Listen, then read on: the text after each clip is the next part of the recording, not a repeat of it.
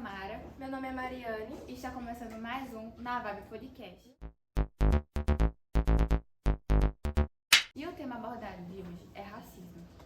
Bom, nós escolhemos esse tema para o episódio de hoje porque, além de ser algo muito importante ainda, também é algo que acontece frequentemente.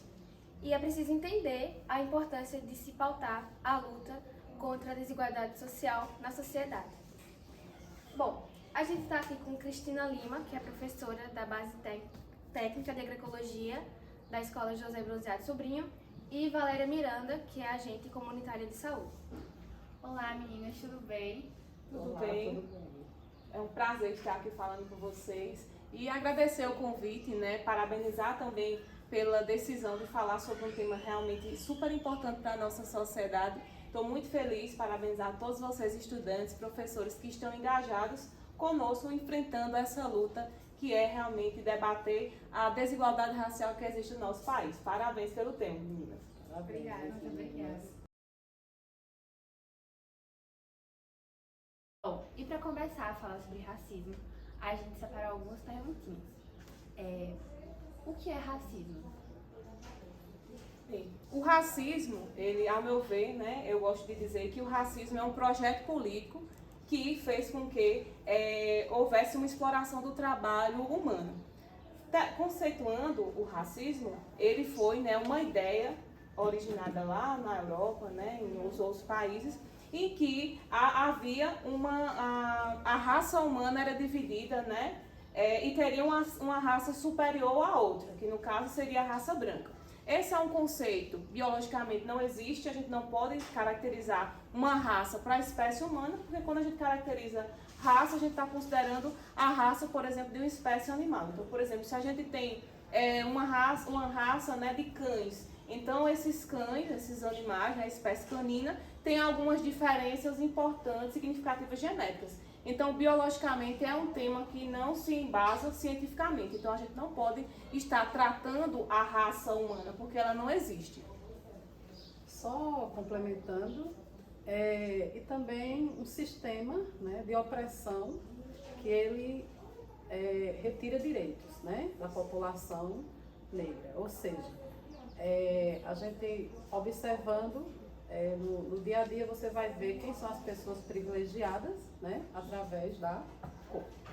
E justamente nesse contexto, algum grupo de pessoas acreditam que, né, acreditavam e também ainda continuam acreditando, infelizmente, que há uma raça hegemônica, dominadora e que está acima de outra, né? Então, há também essa distinção, como a Valéria acabou de mencionar. Bom, então agora que a gente já conceituou o que é racismo, já entendeu, eu gostaria de perguntar qual a diferença entre preconceito, racismo e discriminação. Bom, vamos lá ao preconceito, né? Você já está dando o conceito de alguma coisa, né, que você não tem certeza. Ou seja, você já define o que aquela pessoa é sem antes conhecê-la. E aí, Cristina vai mencionar um pouquinho a questão da discriminação. Já a discriminação, né, o preconceito é estereótipo.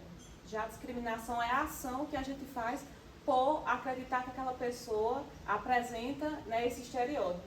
É mais ou menos assim. Então, por exemplo, se eu tenho o meu grupo de amizades, né, o meu grupo de amigos, é somente de amigos brancos, quando entra uma pessoa, né, que tem um cabelo, por exemplo, crespo, um cabelo cacheado, eu já vou, né, deixar de querer que essa pessoa entre nesse meu grupo de amigos. Então, a discriminação é justamente essa. Quando eu coloco em prática, né, aquele preconceito que já existe dentro de mim. Então, a parte de quê? Desse estereótipo. Então, eu vejo lá pela cor da pele, pelo jeito que se veste, pela textura do cabelo. Então, a discriminação é mais ou menos essa. É a ação propriamente dita, da exclusão. Quando eu estou discriminando, excluindo, retirando do meu convívio ou das pessoas que estão ao meu redor, uma pessoa que é diferente daquelas que eu estou acostumada ou que é diferente de mim. Bom, e o que entendemos sobre racismo estrutural?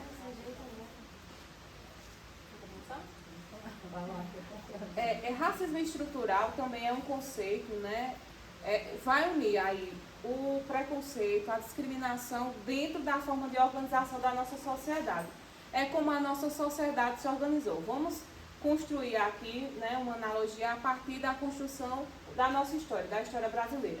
Então, quando os colonizadores chegaram aqui, eles criaram, né, trouxeram, né, todas as suas riquezas de lá para cá e não levaram em consideração os povos que aqui já existiam, os indígenas, os povos originários também trouxeram, né, da África, por exemplo, essas pessoas. E aí, a partir da exploração do trabalho dessas pessoas, que a nossa sociedade foi se enriquecendo e foi construindo sua base, que é extremamente rica, a partir da exploração desse povo, né, desses corpos, através dos escravizados como mercadoria. Então, assim, a construção do Brasil, historicamente, ela foi feita a partir de mais de 300 anos, a partir do tráfico de escravos. Então, a gente tem o racismo sendo estruturado e também como um projeto político econômico. Eu gosto, inclusive, de dizer isso. Né? Então, como a nossa sociedade ela foi construída a partir dessas raízes, através da exploração e da retirada de pessoas e povos das suas terras para vir para aqui, por exemplo, no Brasil, servir realmente de massa, né, de pessoas para trabalhar e para serem escravizadas. E aí a nossa sociedade ela foi construída e fortemente enraizada nesse sistema, o sistema de escravidão, que é justamente tirando a dignidade de direito dessas pessoas. Ou seja, nós tratávamos os escravizados, inclusive por várias instituições religiosas, governamentais da época, como pessoas que não eram nem gente, não era considerado, né, que tinha alma. Então, todas as formas de tratamento, de crueldade, de tortura, a gente aplicava, o Estado aplicava a essas pessoas, sem que essas pessoas, né, fossem consideradas como pessoas. Então, o racismo estrutural também já vem daí. Dessa forma como nós utilizamos o trabalho, né, e as pessoas como sistema, como produto. Então, os escravizados eram produtos, era a moeda da época. Antigamente, inclusive, naquela época, quem tivesse mais escravos era considerado pessoas que eram mais ricas. Então, a base da nossa sociedade brasileira, ela foi construída, né, na sua estrutura através desse projeto político, que também é econômico. E aí, só para complementar, como nós temos essa herança, né, escravocrata, a gente observa nas empresas quem são as pessoas, né, como eu disse anteriormente, que ocupam cargos, né, públicos, cargos importantes, quais são as cores dessas pessoas, né? E é importante a gente observar, fazer ter essa preocupação de olhar quem está à nossa volta, observar quem são as pessoas que estão ocupando os espaços importantes hoje. Só também, né, trazendo um pouco para o contexto da nossa vida, quando eu estudava no José Bruzé Sobrinho, eu não tinha uma professora que se apresentasse com cabelo cacheado, porque antigamente ter um cabelo cacheado era considerado um cabelo ruim, um cabelo, né, de bombril, que é justamente o preconceito e a discriminação. É um cabelo que não estava de acordo com o padrão da sociedade, né? Isso também é muito forte, é justamente o que Valéria traz. Né? Então, quais são as pessoas que ocupam cargos importantes, não que tenham mais cargos, não sejam. Mas quem são essas pessoas? A gente precisa fazer essa avaliação. Já acaba sendo meio que um estereótipo, né? Tipo, isso. só pessoas brancas conseguem tal coisa, com cabelo cacheado, com cabelo ruim. Isso. Por exemplo, você vai na rua e vem um homem, né, negro, você já fica com medo. Medo de roubar e tal. A forma também como as nossas instituições, por exemplo, a polícia aborda essas pessoas é de uma maneira totalmente diferente. Então a gente aprende a sair na rua como?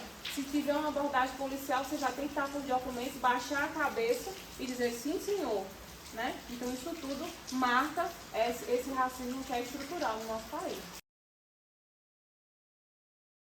Você acredita que pode acontecer com uma pessoa que sofre racismo? Bem, o racismo, ele adoece, né? Quando a gente não encontra representatividade, isso nos entristece, porque nós gostaríamos de ter tido professoras negras, né? Como Cristina Lina bem aborda. Gostaríamos de, mas eu nunca tive, né? Eu vim ter já quando eu estava na faculdade. no ensino fundamental e médio, eu não sei o que é isso. O bom de tudo isso é que as próximas gerações, né, a gente está trilhando esse caminho para que vocês possam passar e ter representatividade. Justamente. E assim, eu me preparando para esse momento, eu ficava ouvindo, naquela época, os tipos de tortura, né, que a gente tem acesso aos documentos, e os tipos de tortura que as pessoas negras eram submetidas. Tem a chamada máscara de ferro, né? E eu refletia sobre isso. Quantas vezes na nossa sociedade, por, né, falar desse posicionamento que existe racismo, a gente sabe, tem muita gente que não considera, né, que existe racismo, acha que é vitimismo, que é mimimi, e tentam nos silenciar. E quando você não aceita, né, ser silenciado, eles querem ainda colocar aquela mesma máscara, Valéria, meninas, que é a máscara do silenciamento. Então você é considerada como louca, como histérica, como estressada, né? E isso tudo vai deixando, né, pessoas cada vez mais ansiosas, mais depressivas, que traz consequência realmente dessa ausência de posicionamento. Então, muitas das nossas professoras e dos nossos representantes de maneira geral, talvez queiram e saibam, né, que somos negros, mas não têm coragem justamente por isso de se autodeclarar, por conta que o sistema é extremamente cruel. Então, é justamente essa falta de representatividade, né, essa falta de diálogo mais, entre, né, que a gente possa conversar mais. Hoje a gente está abertamente, por isso que eu fico muito feliz quando os jovens pautam um tema tão importante como esse para a nossa sociedade. Hoje a gente já conversa mais abertamente. Lá na nossa época a gente não tinha essa conversa, porque se a gente começasse, alguém já achava, dizia logo assim, ei neguinha, deixe de ser amostrada, né, fique no seu lugar. Então era justamente isso que quando a gente, né, sofre o racismo, acontecia. Hoje já não, hoje a gente já, né, tem estudantes, né, tem movimentos sociais, né, que trazem a pauta e que nos faz nos sentir muito fortalecidos com essa dinâmica. E graças aos movimentos, inclusive, sociais, que trazem essa pauta, a gente consegue ver na televisão hoje propagandas com, né, cabelos cacheados, cabelos crespos. Antigamente, se a gente, por exemplo, fosse ver os comerciais de margarina, aquela família feliz, eram só de famílias brancas. Hoje a gente já vê um pouco mais de representatividade e isso é graças justamente à sociedade civil organizada, a movimentos sociais que estão enfrentando conosco, né, essa luta. Se a gente for ver, por exemplo, voltarmos um pouquinho aqui atrás e imaginarmos quem eram antigamente as representações de princesas. Logo quando vinha na cabeça as princesas brancas, né, com cabelo liso. Então, assim, essa ausência de representatividade antes fazia com que a gente ficasse mais silenciado, né, e sofresse mais. E é justamente a importância da gente dialogar, a gente consegue se fortalecer e pautar para as novas gerações também, para se fortalecer agora e para pautar e fortalecer as novas gerações, para que eles se empoderem, né? O cabelo cacheado é a nossa coroa, né, Valéria? É a nossa força. E aí a gente paga o preço, né?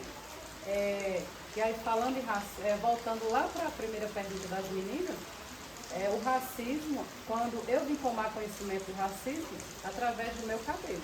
Já que nós não tivemos uma educação pautada nesse sentido, né, uma educação antirracista, eu descobri o racismo na dureza, que foi exatamente por conta de assumir o meu cabelo.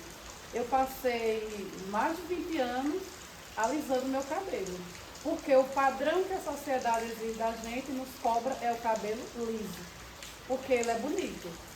Então, a partir do momento que eu me assumi, eu falei, não, eu não quero mais. Eu não quero mais me submeter. Eu ia no salão, determinado salão aqui, e eu ficava 2 horas ou 3 com 2 pessoas alisando o cabelo, e quando eu chegava em casa era o couro cabeludo, né, doendo, ferido, para você manter o padrão que a sociedade exige.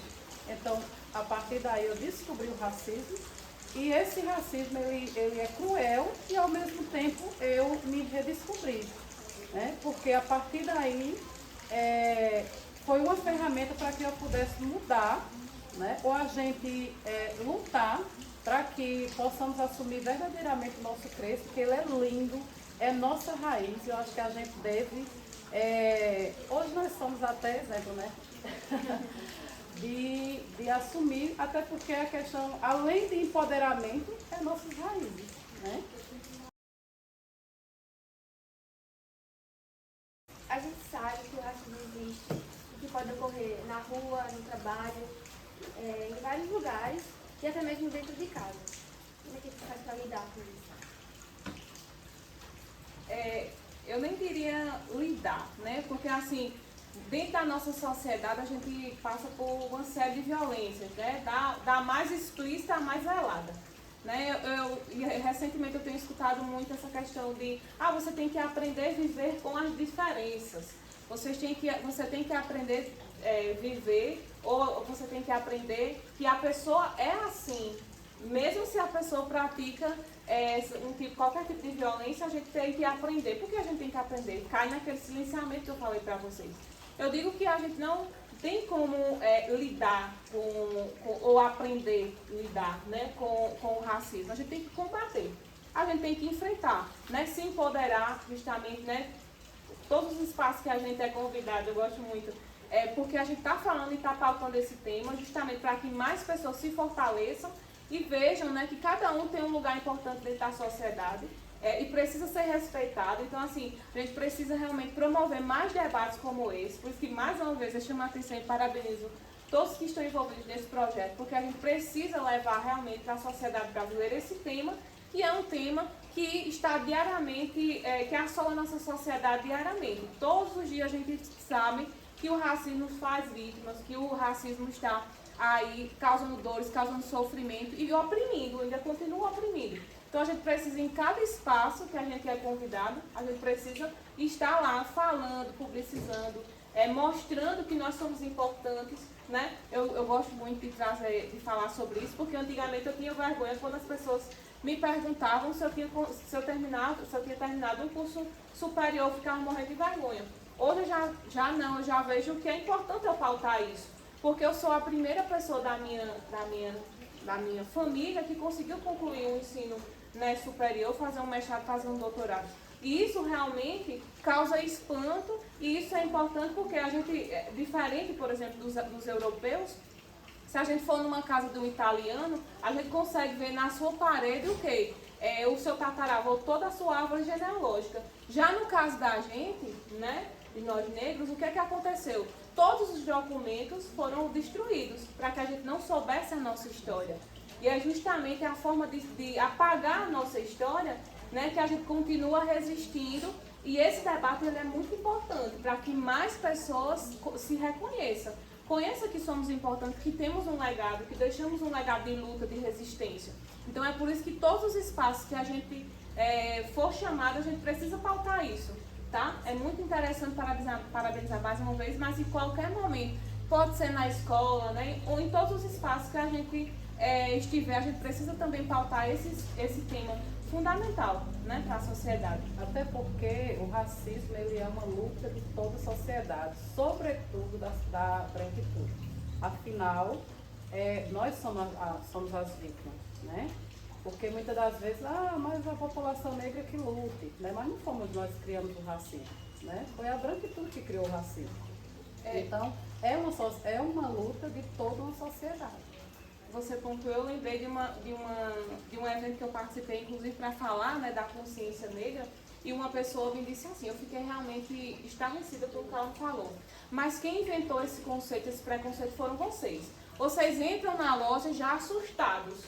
Vocês já, quando vê a polícia, vocês já ficam com medo. Como se nós realmente tivéssemos causado toda essa estrutura racista, violenta e opressora. Então, assim, não é bem assim, é que cai naquela questão do racismo reverso. Não existe, em hipótese alguma, racismo reverso. Porque a gente sabe quem é a elite privilegiada e dominadora desde a construção histórica do nosso país, né?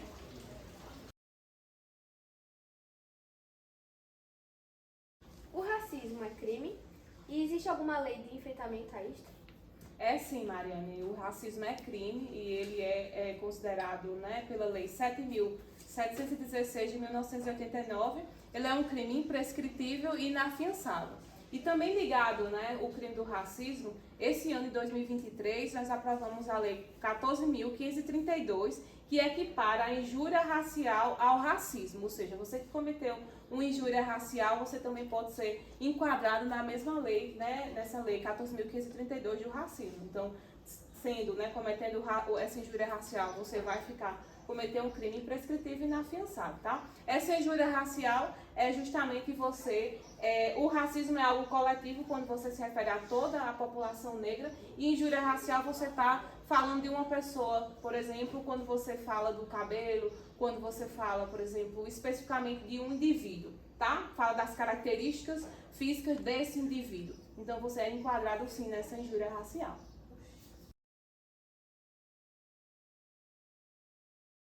Se houver alguém sofrendo racismo, o que eu devo fazer? Primeiro, né, você, como qualquer outra vítima de violência, a gente tem que acolher, sem especulação ou sem julgamento, né? Então, isso é um ponto importante de quando você vê alguém sofrendo algum tipo de violência, nesse caso, o racismo. Então, outro fator importante é, se for em local aberto, reunir as testemunhas e ligar ao 190, acionar a polícia militar para que a pessoa que cometeu o crime seja autuada em flagrante, né? Outra coisa importante é com relação às redes sociais.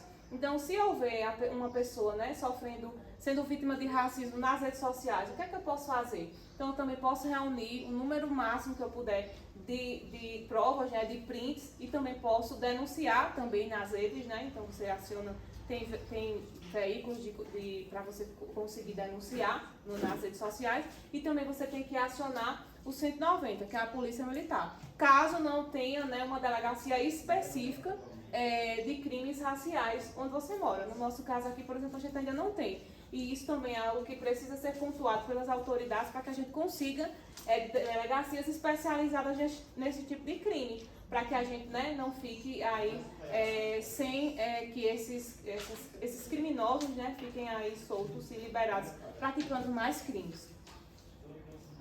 Até porque, é como diz Ângela Davis, a gente precisa, né? Não basta ser, não basta, me ajuda aí, comadre. Não basta não ser racista. Não ser racista. Tem que ser antirracista, Temos que né? ser antirracista. Então, a partir do momento que você vê uma cena, né, triste dessa, um crime, né, na verdade, e você não faz nada, você está se omitindo, né? E aí é onde a gente entra nessa frase, porque é importante a gente estar observando e também não fazer parte, porque muitas das vezes você fica, tá rindo, principalmente nas redes sociais, que a gente vê tanto ataque, né? Então você também está sendo racista. É importante a gente se policiar a todo momento, né? E é importante também pontuar que nós vivemos aí um período de mais de 300 anos de escravidão. Então, o nosso vocabulário é repleto de frases racistas. Nós precisamos realmente repensar esses termos, né? Para que a gente não pratique e ache que está pronunciando qualquer palavra, né? Fazendo qualquer palavra. Eu escuto muito assim, mas eu não sou racista. Eu tenho até um amigo negro, eu tenho até uma amiga negra. Mas o teu cabelo é tão lindo, se alisasse. Mas o teu cabelo é tão... Aí pega. Só do fato de você pegar, inclusive já aconteceu comigo, as pessoas pegaram no meu cabelo para saber se era, para sentir a textura do cabelo, né? Então isso é algo que a gente precisa debater e se policiar também, né? Então, será que o que eu estou fazendo, essa piada, porque não é piada, né? É um crime, tá constrangendo a pessoa, tá envergonhando a pessoa, tá colocando essa pessoa, né? Deixando a pessoa realmente em maus lençóis, ela tá ficando constrangida com isso. Isso também a gente precisa sempre estar atentos, né? A essa questão. Exatamente. O racismo, ele mata todos os dias, né? O fato de Marielle ter sido executada com, não lembro agora a quantidade de tiros na cabeça, exatamente na cabeça, que é o lugar nosso pensante, foi por conta da cor. Foi porque a cor da gente incomoda. Ou seja, o racismo não permite que a gente ocupe espaços. Quando a gente começa a ocupar espaços, a gente começa a incomodar.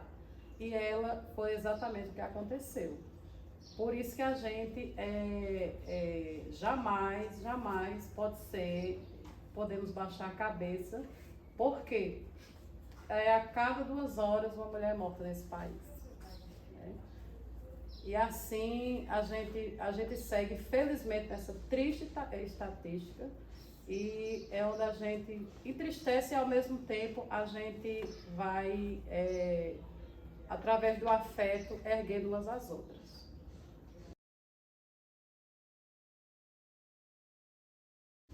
E sobre as cotas para entrar em concursos públicos e Enem? O que vocês podem nos falar sobre esses assuntos? Valéria comentou agora há pouco a estatística, né, das mulheres. Então, se a gente vê da pandemia para cá, os números são assustadores. E se a gente for ver, as mulheres negras estão também lá na ponta, né, sofrendo realmente esse tipo de violência.